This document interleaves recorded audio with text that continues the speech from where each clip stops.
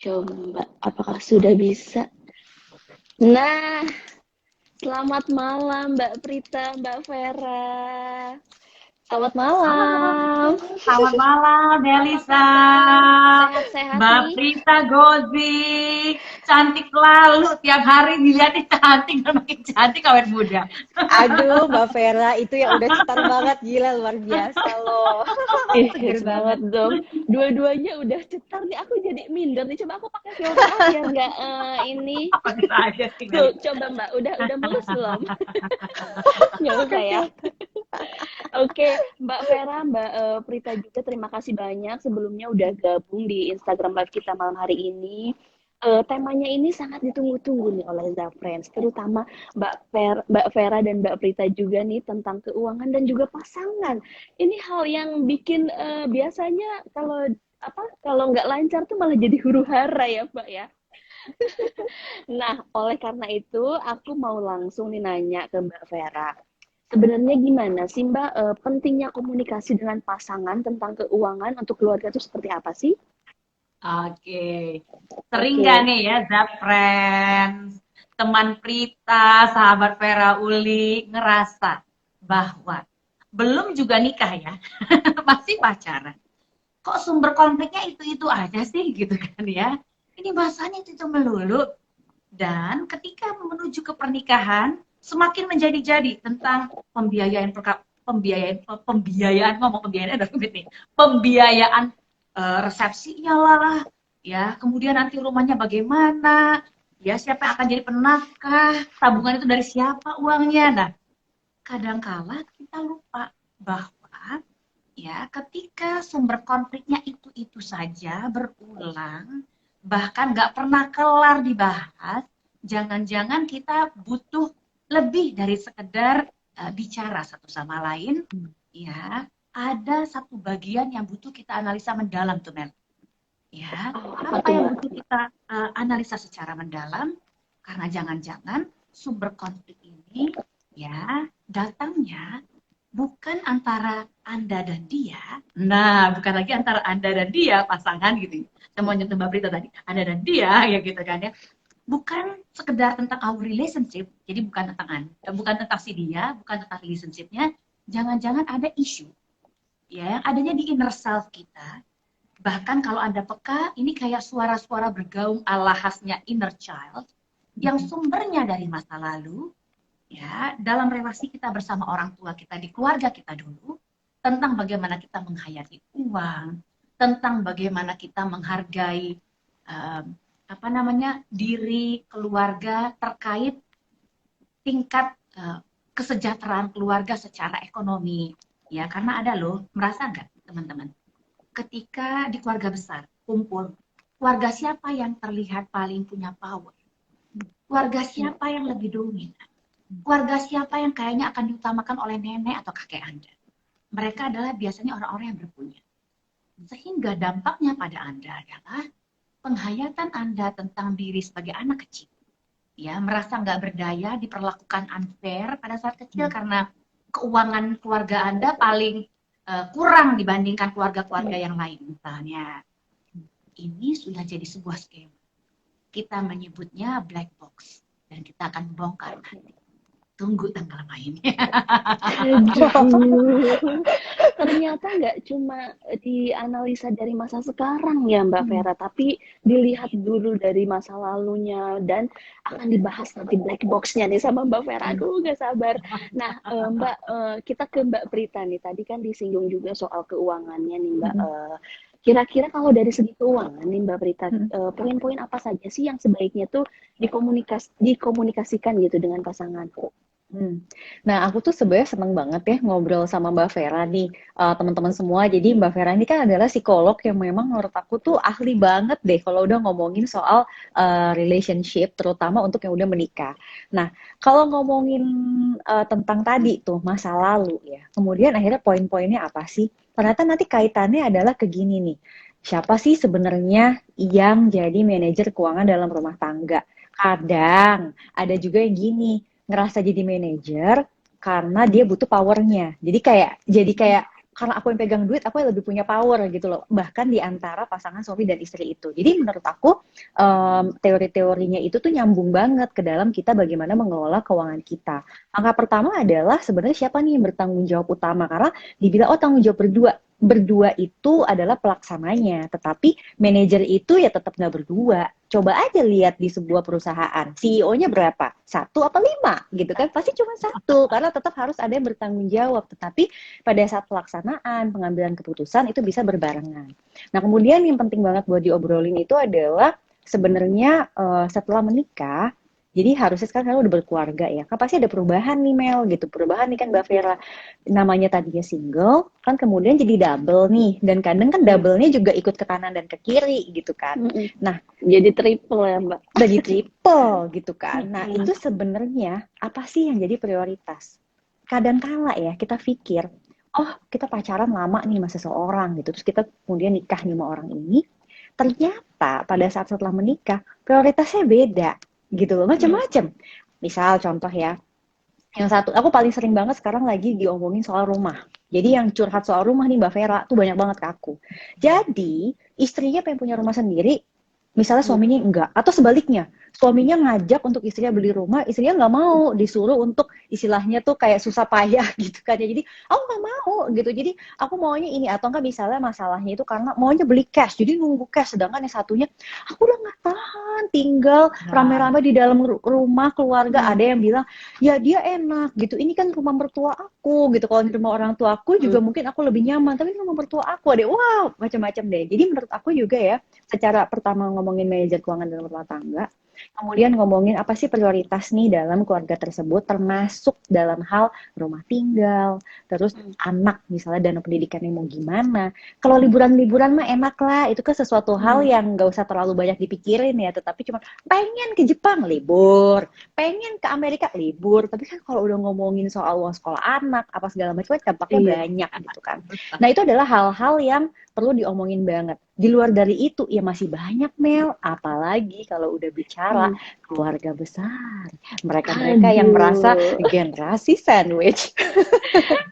Aku tuh paling seneng deh kalau udah ngobrol sama Mbak Prita dan Mbak Vera, karena aku menyerap ilmunya gitu, kayak aku harus praktekkan karena relate banget kan. Apalagi wah Mbak Prita pasti udah tahu banget nih, paling bosen dicurhatin sama aku. Mudah-mudahan Zafrans juga bisa ngambil ya ilmunya. Oh iya, Zafrans maaf banget untuk kolom komennya aku matikan dulu karena biar kita lebih fokus untuk menyimak Mbak Prita dan Mbak Vera ya. Tapi untuk Zafrans yang ingin bertanya bisa langsung klik di samping kanan bawah tuh ada logo tanda tanya, nah bisa masukkan pertanyaannya di situ. Oke, nah ke Mbak Vera nih sekarang Mbak. Ada tips nggak sih Mbak, gimana sih cara ngobrol ke pasangan untuk mengkomunikasikan keuangan Mbak? Kan itu sangat sensitif ya Mbak ya, banyak juga kan Zafrans yang curhat.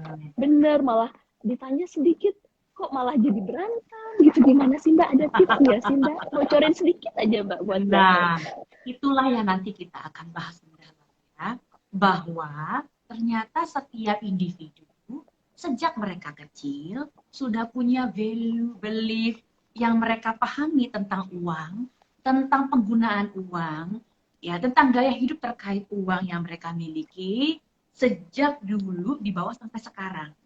Jadi, saat kita punya pasangan, kita nggak bicara tentang kamu, aku, dan relasi kita berdua loh, gitu. Bukan.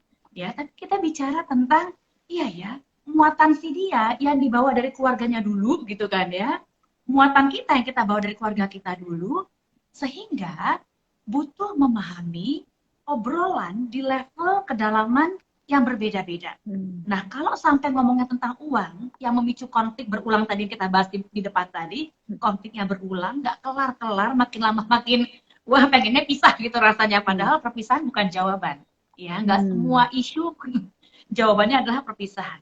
Kita butuh latihan sama pasangan untuk bicara tentang uang ya, tapi how to talk about money nih sama pasangan di level nggak sekedar personal trait, tapi sampai ke level personal narrative, sehingga membahas tentang apa yang dihayati pasangan di masa lalunya.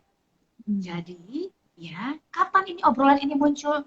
Kita akan buka juga tuh besok, bentuknya kira-kira kayak gini ya. Siap-siap dikit ya. Wah, Ya, Mbak kurang dibocorin tuh kelihatan nggak coba apa-apa, contekannya. makanya besok nyusulnya besok. Nah, jadi Wah, ya, ini.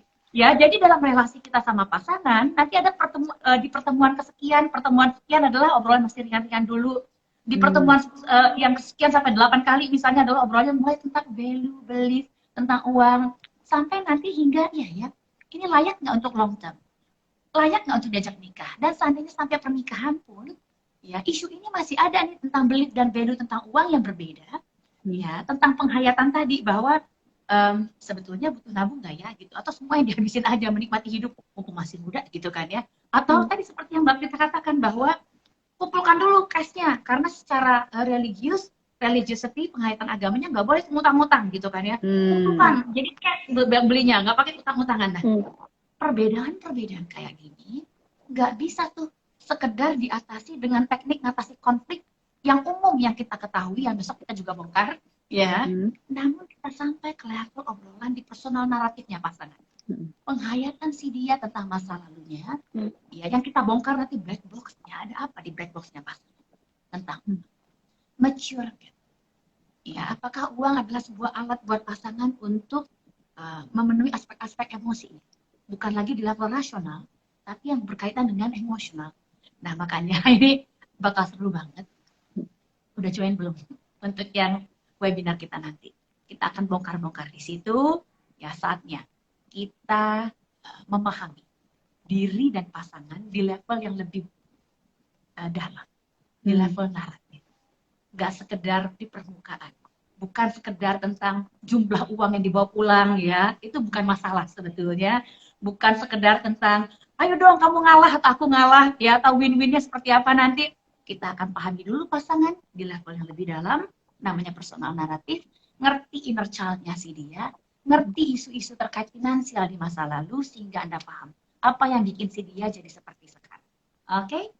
Ih, seru banget. Makanya, Mel, bukan kamu nanti yang jadi hostnya pada saat nanti Let's Talk Money Honey, Aduh, tapi aku mau saya. daftar aja. Aku daftar aja, Mbak. Aku mau daftar ya. Aku yang jadi Nah, hostnya, gimana tuh cara teman-teman. membongkar black box pasangan kita tuh seperti apa step-stepnya gitu. Jangan lupa ya teman-teman, join di kelas Let's Talk Money Honey nanti tanggal 16 ya Mbak ya, 16 Juli. Ini seatnya udah sedikit lagi, cepetan Sebenarnya daftar. tinggal dikit Mbak Vera. Iya. Soalnya teman-teman banyak banget yang pengen join dan apa namanya, makanya kita hari ini ada live Instagram juga. Memang mungkin nggak terlalu deep seperti di kelas, tapi paling enggak teman-teman yang nggak kebagian juga at least lumayan lah dapat ilmu-ilmu juga kan hari ini. Bener nggak Kebayang ya Mbak sih? Prita ya, apa itu Kebayang. personal naratif, apa itu beli value-nya yang berbeda, apa itu inner Iya. child, gitu-gitu loh. Karena semuanya related. Betul. Seatnya tolong diamankan satu buat aku ya Mbak ya. Kayaknya butuh banget nih. Oke, Mbak ini udah aku buka aja kali ya komennya biar teman-teman bisa sambil nanya-nanya juga. Boleh? Walaupun di Q&A juga di tab Q&A udah banyak juga nih Mbak yang nanya. Aku coba ada pertanyaan lagi sebentar ya buat Mbak Prita. Nah, sambil buka contekan ya dari Zafrans. Aku buka aja kali ya Mbak Q&A-nya. Tips untuk sebenarnya banyak banget, aku harus pilih-pilih dulu nih. Tadi soalnya kan namanya seru banget ya Mbak Vera, namanya kalau Iya. udah orang ngomongin nih perencanaan keuangan untuk keluarga baru, keluarga muda, pasti hubungannya itu adalah selalu ke ngomongin tentang gimana sih cara komunikasi, itu selalu pasti kayak gitu. Waduh, ini apa Ini nih Mbak ceritanya? pertanyaan nih. Keluarga besar, ini penting loh. Penting nih. Pacar pelit dan hitungan itu apa nanti setelah menikah akan tetap pelit dan hitungan, Mbak? Coba nih. Penting Nih banget. Mbak Rita pertanyaannya keren nih Mbak Rita. Luar biasa deh, Nih, luar biasa. Ya. Mbak Vera, ayo dong jawab Mbak. Kita bahas Udah ya. pelit Jadi gini, gimana nih? ya concern-nya kita pasti selalu sebatas begini. Nanti ini akan terus ada ya. Ada nggak ya setelah pernikahan? Kita lupa memahami apa yang bikin pacar pelit. Perhitungan. Perhatikan pola di keluarga besar. Ya, family map dia seperti apa dalam menghayati keuangan. Apakah ayah ibunya juga pelit dan perhitungan? Apakah kakak adiknya juga pelit atau perhitungan? Ya, atau jangan-jangan si dia di masa kecilnya menghayati bahwa si dia adalah orang yang kekurangan kasih sayang. sehingga dia punya kebutuhan untuk hold the time. Jadi tujuannya adalah semua mau dia kumpulkan. Ya, nggak bisa dia kasih keluar sedikit pun karena dia aja rasanya kurang. Nah, penghayatan tentang kasih sayang yang kurang ini akan memengaruhi penghayatan si dia, ya, dalam bentuk skema bahasa popular psychology-nya adalah inner child. Di psikologi sendiri secara ilmiah kita jarang pakai istilah inner child. Namun di popular psychology kita pakai karena mudah dipahami oleh individu dan maksudnya sama sebetulnya. Ini adalah pola-pola defense mechanism si dia pada saat menghayati bahwa segala sesuatunya itu butuh dia tahan. Dia nggak rela karena dia aja kurang, kira-kira begitu. Nah, lama-lama terbentuk skema bahwa ya apapun yang dia punya gak bakal dia bisa keluarkan. Nah, jadi asal muasal pelit nggak sekedar tentang bahwa kecilnya dia susah loh. Bisa jadi orang kaya, sejahtera keluarganya, namun kurang kasih sayang, kurang perhatian. Ya, Gitu, baru tahu. Kaya pelit ini karena ada trauma-trauma tertentu loh di masa lalu, ya, dari keluarga yang tadinya baik-baik saja, kemudian tiba-tiba bangkrut dan susah. Nah, kita telusuri satu-satu, pahami pola di keluarga besar si dia, sehingga kita tahu mau nembak dari mana, sehingga si dia dan Anda nanti mampu saling win-win. Solusinya tentu di level personal naratif yang tadi kita bahas. Oke? Mudah-mudahan nanti dijawab di hari-harinya. Oke, tanggal 6. Ya Tuh, Zafrens, ampun. semoga terjawab ya tadi pertanyaan untuk Mbak Dita. Dan mungkin dilihat dulu dari keluarga besarnya ya tadi ya, kata Mbak Vera juga jangan langsung ngejudge gitu, tapi dipelajari dulu biar dicari solusinya seperti apa gitu. Nah, sekarang ada pertanyaan untuk Mbak Berita nih, Mbak. Nah, pertanyaannya adalah gimana sih cara meyakinkan suami untuk tetap punya rumah sendiri walaupun udah ada warisan dari dari orang tuanya katanya Mbak. Oke, itu menarik ya, karena buat aku sebenarnya punya rumah tinggal itu yang paling utama adalah rumah tinggal yang sesuai dengan gaya hidup kita. Jadi untuk teman-teman, kalau misalnya teman-teman bilang saya harus punya rumah sendiri, alasannya kenapa? Apakah ini ngomongin tentang harta gono gini atau ngomongin tentang apa? Karena memang kita harus sama-sama paham kalau waris itu memang aset waris hanya turun kepada yang diwariskan. Tetapi pada saat nanti ada masalah, memang itu tidak bisa dibelah dua. Beda cerita kalau sudah menikah, jadi sudah post merit, kemudian dari penghasilan bareng-bareng, kemudian membeli suatu aset. Nah itu memang menjadi harta gono gini. Jadi kalau dari aku bilangnya yang pertama adalah what's the reason behind that you need to have another house? Itu satu. Terus yang kedua, kalau memang ternyata aku butuh banget nih untuk punya rumah tinggal, apakah itu yang kepengen ditinggali atau itu yang memang diinvestasikan? Karena bisa aja gini, kalau memang aku lebih nyaman nih sesuatu yang kami miliki berdua, ya sudah berarti artinya kita akan tinggal di rumah yang memang dibeli bersama, sedangkan rumah waris itu akhirnya menjadi rumah investasi yang mana hasil dari sewa rumah waris tersebut mungkin juga bisa membantu pembayaran cicilan pinjaman rumah kalau memang ada, atau misalnya nanti mau beli rumah kedua ketiga buat anak-anaknya barangkali gitu kan. Biasanya nih orang yang dapat warisan rumah kadang-kadang itu juga kepingin melakukan hal yang sama kan untuk anak keturunannya gitu loh. Jadi itu sangat bisa membantu. So kalau aku saran keep an open mind untuk siapapun teman-teman yang mengalami hal serupa. Jadi cari tahu dulu alasannya, kemudian diskusikan berdua, nanti akan ketahuan yang baiknya seperti apa. Oke, terima kasih Mbak Prita jawabannya. Nah, ini ada respon dari Mbak Dita, katanya untuk Mbak Vera, terima kasih Mbak, cukup relate dengan keluarganya, saya paham kenapa pasangan saya seperti itu. Nah, itu dia, relate banget. Relate banget nih Mbak, ada pertanyaan lagi nih untuk Mbak Vera. Nah, gimana katanya memulai pembicaraan dengan baik saat yang perempuan yang menjadi breadwinner?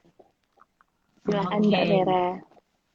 Perempuan jadi breadwinner, jadi penafkah utama. Artinya apa? Perempuan juga punya uang. Ingat, secara psikologis uang itu punya asosiasi dengan power. Jadi mereka yang punya uang adalah orang yang punya power. Orang yang punya power bisa punya kekuasaan, dominasi, dan lain-lain. Gitu kan ya. Dia yang bikin aturannya.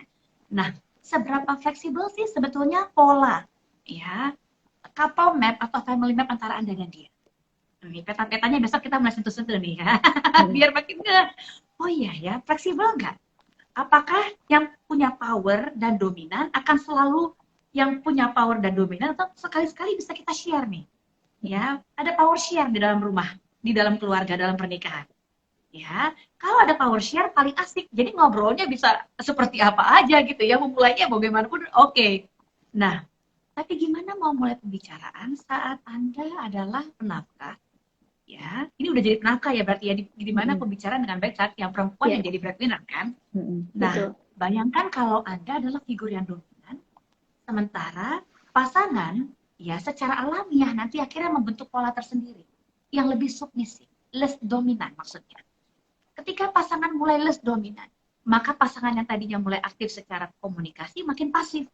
Saat beliau makin pasif, kemudian polanya adalah less dominant, ya. Kalau saja ada kekeliruan sedikit saja tentang komunikasi berkaitan uang yang bisa gampang memicu konflik, maka pasangan akan ambil pola komunikasi menghindar. Lihat, jadi avoid, berusaha untuk menghindar dari Anda. Ini problem. Itu sebab dari mana mulainya, Mbak? Memulai komunikasi ibaratnya sama seperti kayak mengupas bawang. Mesti selapis demi selapis. Kita nggak bisa langsung hajar bleh ngobrol tentang uang atau ngomentarin hobi suami kok mahal ya hobinya ya gitu ya. Atau kumpul-kumpulnya dia sama temen kok mahal banget. Padahal di PPKM dia nggak ngumpul sama teman, oke tapi hobinya jadi mahal banget gitu kan ya. Kita nggak bisa Langsung langsung tembak tembak gitu, nggak bisa. Ya Anda jadi intruder. Apa itu intruder? Anda memasuki ranah ya personal dan private-nya si dia yang nggak boleh diotak-atik karena dalam relationship ya pola relasinya hanya begini saja. Ya, hanya bersisian, enggak total jadi begini ya atau berjauhan enggak. Nah, pola yang bersisian ini butuh dimasuki pakai teknik. Kita bongkarin dikit tekniknya hari ini, besok pendalamannya. Lapisan pertama, tentu obrolan tentang ya fakta aja gitu ya. Makin banyak ya yang terkena COVID di tetangga kita, ada yang meninggal dan segala macam, kita butuh enggak ya. Nah, itu faktual. Ya, cocok di bagian ini baru bisa masuk level opini. Baru masuk level yang sifatnya emosional dan mendalam, sampai bahkan di level personal naratif yang tadi kita bahas. Jadi obrolannya nanti selapis demi selapis. Enggak langsung hajar bleh dalam satu kali sesi obrolan sama pasangan, enggak. Itu sebab Anda butuh punya momen, pillow talk boleh, ya, toilet talk juga boleh sama pasangan, atau kitchen talk gitu ya, agar ada momen-momen intimate untuk membuka lapisan si dia agar lebih nyaman saat bicara dengan Anda di level yang betul-betul egaliter, berimbang. Nggak ada satu yang dominan atau yang nggak dominan. Kita bos itu cuma di kantor misalnya. Jadi atasan di kantor, punya uang memang betul lebih banyak, namun saat punya relationship, kita adalah orang yang ikut. Saling cinta. Pengen kadarnya sama kan? Nggak pengen tinggi sebelah kadarnya dalam mencintai? Iya, besok kita bahas lebih lanjut. Oke? Thank you for the question. Wah. Ini bagus banget. Nah, Zafran, jadi pembuka. Jadi kalau misalkan mau mau komunikasi sama suami, yang diinget tuh bawang, Zafran, bawang. Satu demi satu lapis. Jangan sampai nangis ya. Jangan pakai air mata itu sedih loh. Sedih loh. Kalau pelan-pelan nggak sedih, Mbak. Oke, Mbak Vera, thank you banget jawabannya. Aduh, menarik banget dan aku jadi penasaran nih. Nah, sekarang kita berlanjut mungkin ke pertanyaan terakhir ya Mbak. Udah mau setengah jam ini kita ngobrol. Nih satu lagi adalah sebentar ya, aku sambil mencari-cari. Tadi udah nemu nih tadi sebentar. Banyak banget nih Mbak soalnya. Pastinya banyak. Kalau udah ngomongin uang dan pasangan, waduh itu nggak ada habis-habisnya. Apalagi kalau ditambahin dengan hobi dan keluarga besar ya Mbak. Iya benar. Aduh, hai nih. Oh ini Mbak, ini juga nih Mbak, untuk Mbak Prita nih terakhir. Kalau manajerial keuangan masih sendiri-sendiri, apakah baik untuk hubungan rumah tangga? Gimana, aduh, sebenarnya gini sih. Oke, gini, sebenarnya suatu hubungan keuangan dalam rumah tangga itu tidak ada yang 100% benar atau 100% salah. Itu yang teman-teman mesti paham dulu. Karena apapun itu juga pasti akan ada kaitannya terhadap values dan lain-lain yang tadi Mbak Vera udah sebutkan. Tapi kalau secara financial itu kan angka yang berbicara ya. Kalau kita ngomongin tentang bagaimana penerapan itu kan ada aspeknya banyak. Tetapi pada saat kita ngomongin mana sih sebetulnya secara financial yang paling efektif, itu kan jawabannya angka. Nah, memang kalau jawabannya angka, maka definite banget, yaitu keuangan yang disatukan, jadi benar-benar 100% penghasilan suami, 100% penghasilan istri digabung semua, baru di-manage bersama-sama, itu yang paling efektif. Kenapa? Karena bayangkan saja, kalau masing-masing kelola sendiri ya, bayangkan misalnya yang satu penghasilannya katakanlah 10 juta, yang satu lagi penghasilannya katakanlah 5 juta. Masing-masing kan jadi terbatas gitu loh. Pilihan investasinya terbatas, kemudian nanti nyampe ke tujuan keuangannya juga mungkin juga jadi lebih lama dan seterusnya. Terlebih kalau ada satu yang misalnya dia hobi nih ikut spekulasi, nggak taunya tuh udah pengennya tuh demun, nggak taunya nyungsep gitu kan, waduh gitu kan, ya udah To the itu kan jadi ground ya, Mbak. bermasalah, jadi itu tuh ground gitu. Sedangkan kalau misalnya digabung semua, ya bayangkan 15 juta itu jadi bisa diatur untuk apa, untuk rame-rame gitu kan. Nah artinya kalau kita mau cari mana sih sebenarnya yang paling efektif dan efisien secara financial planning, jujur aja memang yang digabung. Oke, tetapi kalau mana yang works for you, nah itu bisa kasusnya beda-beda. That's why kalau aku bilangnya adalah mungkin nggak ini ada hubungannya sama rumah tangga. Ya mungkin-mungkin aja gitu loh. Nggak mungkin sesuatu itu nggak ada dampaknya sama sekali. Pasti segala sesuatu ada plus minusnya ya. Jadi yang perlu dipahami adalah malahan kalau saya ambil yang kayak gini, apa plus minusnya? Sedangkan kalau saya berpikir untuk merubahnya seperti ini, apa sih yang mesti kita adjust? Nah, nanti ya namanya keluarga itu yang jalanin ya kan Mbak Vera juga pasti tahu banget gitu. Ya terserah mereka berdua, bener nggak sih Mbak? Ya, betul. Thank you Mbak Prita jawabannya nih. Buat Zalfriends yang penasaran, pengen tahu informasi lebih lengkap nih sama tips-tips langsung dari Mbak Prita dan Mbak Vera, jangan lupa daftar di kelas POPS online kita, yaitu Financial Planning for New Family sama Mbak Prita di tanggal 9 Juli ya Mbak. Dan Let's Talk Money Honey sama Mbak Vera di tanggal 16 Juli. Mbak Vera, Mbak Prita, terima kasih banyak. Kita udah setengah jam ngobrol-ngobrol. Mungkin ada pesan-pesan terakhir nih buat Zalfriends. Mungkin dari Mbak Vera dulu. Monggo Mbak. Oke. Ya, kalau kita bicara uang bersama pasangan, ingat ya, sebetulnya kita sedang tidak bicara berdua kok. Kita bicara beramai-ramai. Si dia dengan bawaan keluarga besarnya dulu, beserta pengalaman-pengalaman di masa lalu, belief, value, dan skema-skema yang si dia punya, Anda pun demikian. Jadi, untuk bicara tentang keuangan, agar nggak memicu konflik yang sama, berulang, nggak kelar-kelar konfliknya, yuk kita tangani, kita pahami di level yang juga lebih dalam hingga ke bagian personal naratif terkait family kita dulu, oke? Thank you. Waduh, asik banget kita bongkar nih. tuh black box-nya, oke? Itu udah bongkar-bongkar semua. Jadi kalau untuk Zap Friends semua, sahabat Vera Uli dan juga teman Prita yang hari ini menonton, thank you so much. Kalau dari aku sih pesannya sederhana aja, there's no such perfect marriage, tapi kita bisa work on what is ideal for us gitu. Jadi teman-teman jangan sampai ketinggalan ya. Mudah-mudahan hari ini bisa bermanfaat nih buat teman-teman. Tapi untuk teman-teman yang masih kepingin tahu lebih banyak lagi, kita masih ada sisa sih, tapi memang dikit banget, jadi please karena kita memang kepengen kelasnya juga intimate ya Mbak Vera, karena kan kepengennya ini bukan webinar teman-teman, jadi ini kepengennya kita benar-benar yang very intimate, semuanya bisa nanya dan lain-lain. So aku aja yang nanti akan menjadi host di tanggal 16 Juli karena aku kepingin ketinggalan ilmunya Mbak Vera di kelas Let's Talk Money Honey. Aku asisten host ya Mbak ya. Boleh deh, boleh. Mbak Prita, Mbak Vera, sekali lagi terima kasih banyak.